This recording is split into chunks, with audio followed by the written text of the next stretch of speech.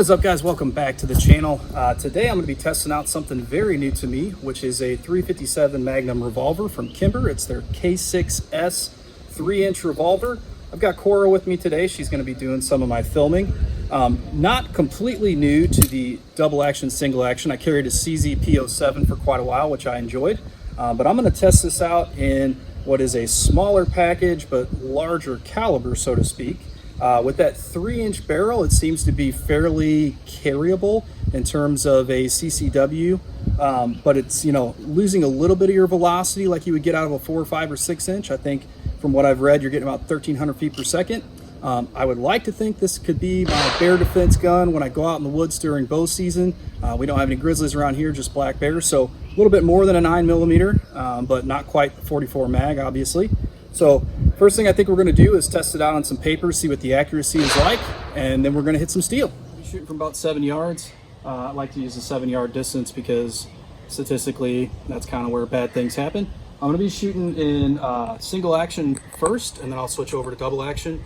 I want to start in single just to kind of get a feel for the accuracy and the sights and all that good stuff, and see how it hits on paper.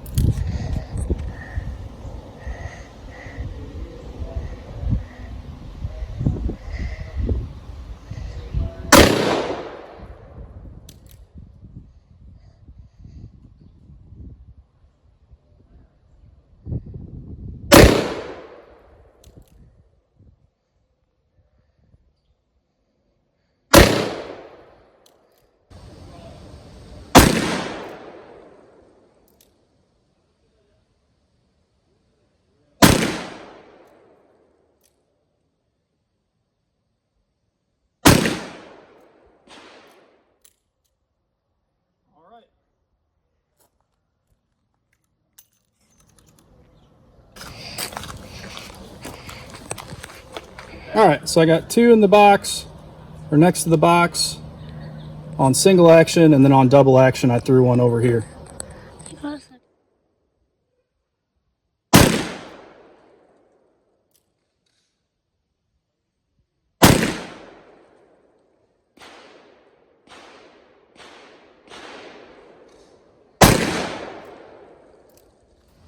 Okay, so it would seem like the point of aim, point of impact is really good.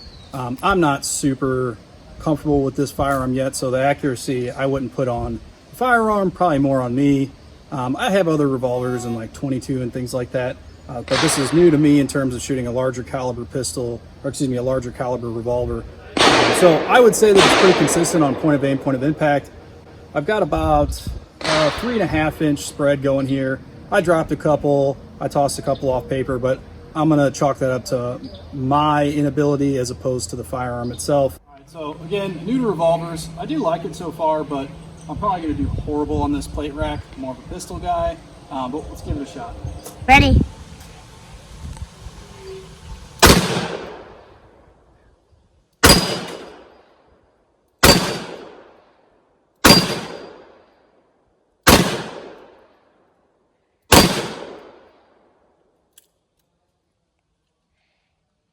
Guys, again, I am shooting this on double action. At this distance, it's not really something that you're going to practically use the single action necessarily. It's definitely a handful of a revolver, and it's definitely a lot to get used to in terms of this trigger. Doing better and better as we go, so let's get another run here on the rack and see if I can get some better hits. Ready? Yeah.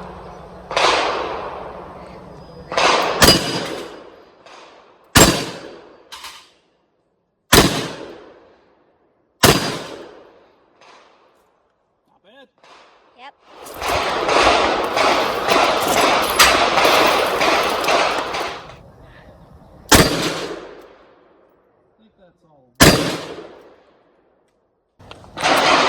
In terms of shooting like pistols compared to this, typically I would carry like a CZ P10C, and I really grip those pistols that are reciprocating. You have that slide mass reciprocating and all that. I've noticed that if I over grip with this, then I'm pulling the trigger so hard that I'm missing my shots.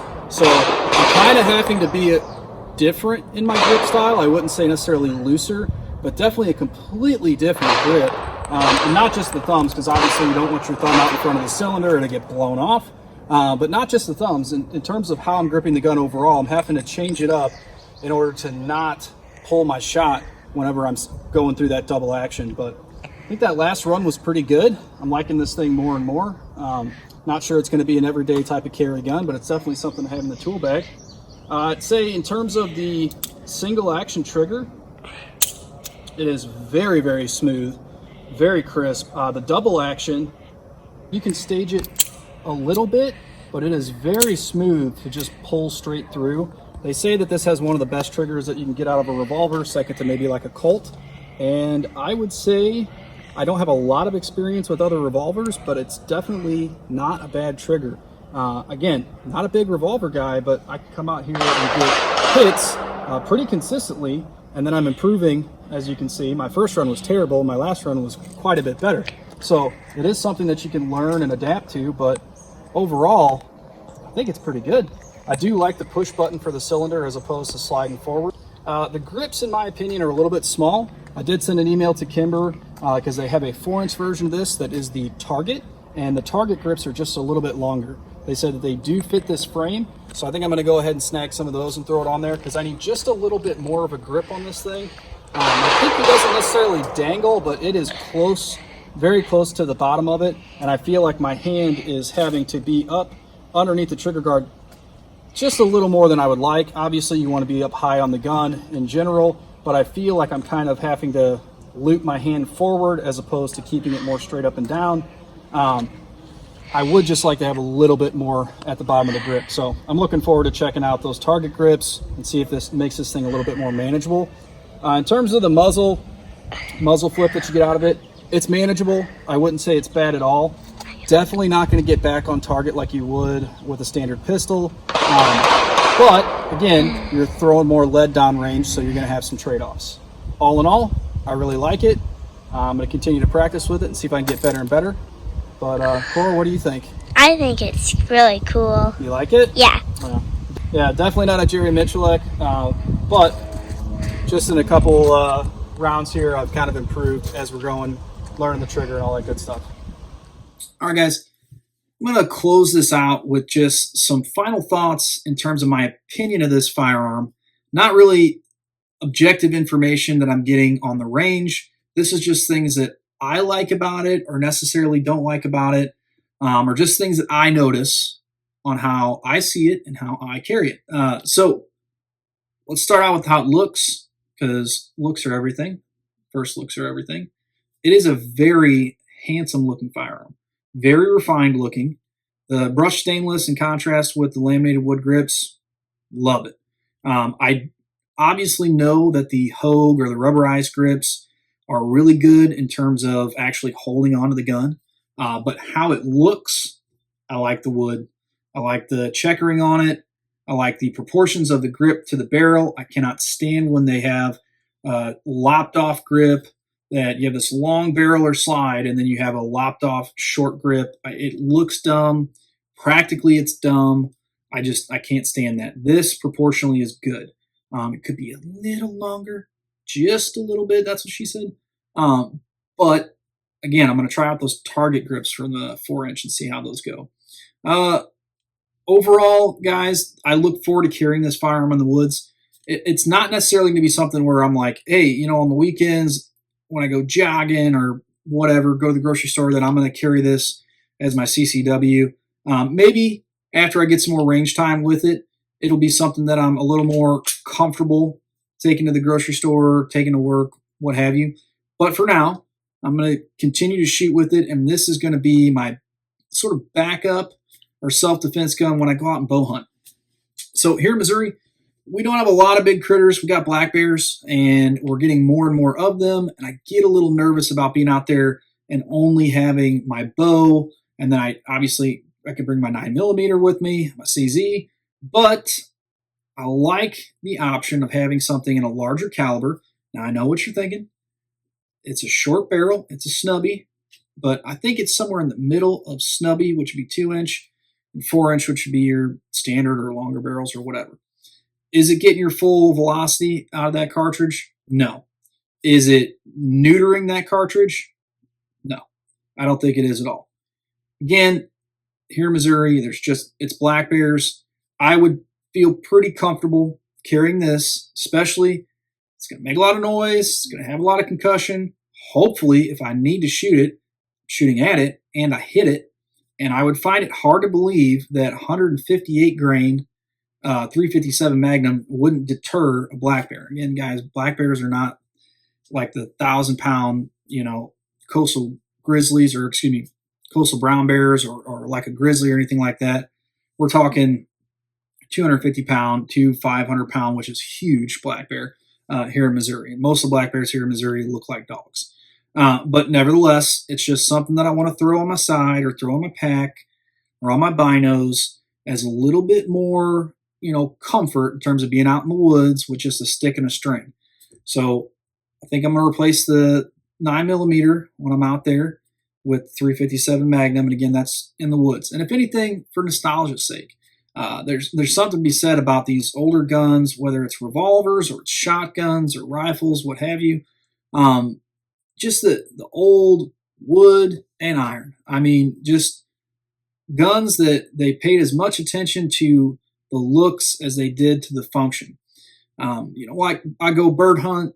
I got shotguns that are great, that are synthetic stocks, and they're modern, they're semi-autos.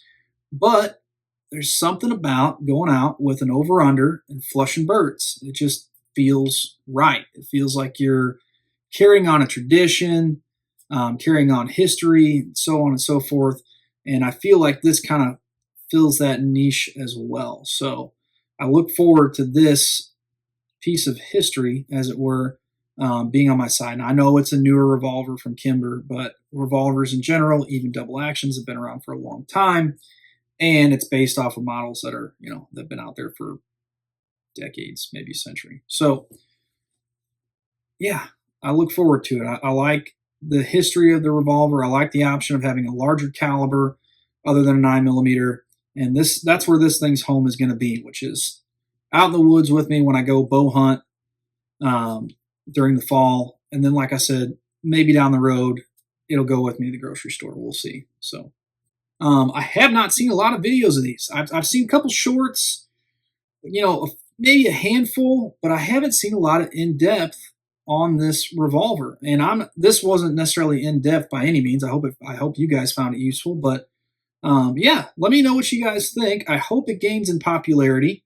Right now, there's not a lot of aftermarket for it. There's not a lot of holsters for it. It does fit, I think, some of the Smith & Wesson J-frame holsters. But if you guys have one, especially if you had issues with it, or if you found it to be super reliable and you guys have a lot of rounds down range with it, especially with 357 instead of 38 special, let me know. I want to hear about it, because this is my personal firearm. It's not something that I got, lent to me on review. I plan on taking this with me, and I would like to know and have the confidence that when I'm in the woods, should something come creeping up on me, that I can count on this thing to at least make a lot of noise. So, yeah. Again, thanks for watching, guys. Like, subscribe, comment down below. You guys keep shooting, okay?